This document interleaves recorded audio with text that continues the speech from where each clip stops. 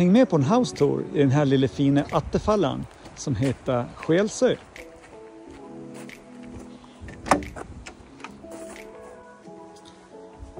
Först ut ett stort och luftigt vardagsrum.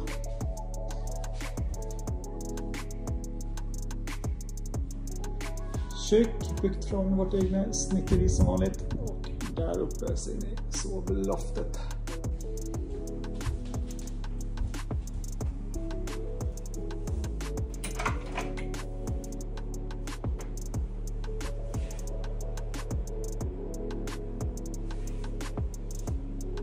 Här är trappan upp. Då har vi lagt förvaring under trappan där.